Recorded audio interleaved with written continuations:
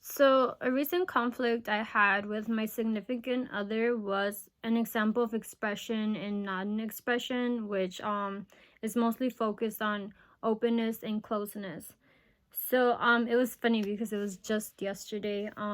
My boyfriend and I had an argument, and usually what happens in this argument is that I take over and I start telling him why I'm upset, but then he can reciprocate that.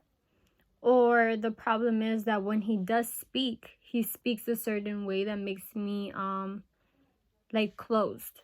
So usually it's me being open because I want to go pass by and basically fix the relationship, fix the problem that we have. But it's just a sense that it's either me that I'm opened or closed, or him. It's never like we could both be opened at the same time. And there's sometimes where we're both closed, which that's a problem as well. Our discourse struggled in the topic of negating. The book says that negating mentions a marginalized discourse in order to dismiss it as unimportant.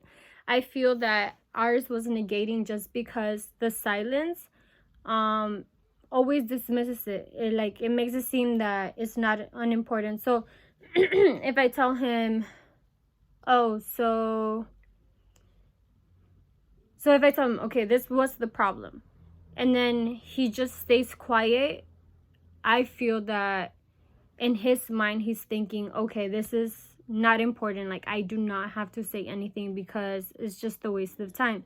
And that happens all the time, because then when we're finally done with the problem and then we just leave it alone and talk about it after, that problem arises like, oh, the reason I got even more upset was because you dismissed it, you weren't open, you didn't talk about it, you just shut down.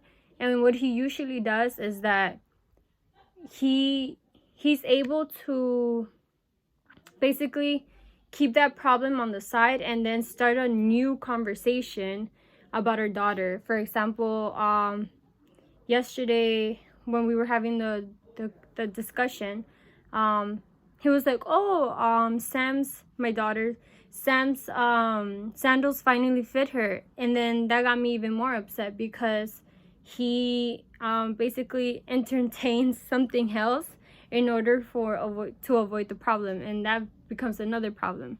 So I just feel that in our discourse, these are two of the main things that basically makes us fail in a relationship. But I think that's any relationship, to be honest. But yeah, thank you.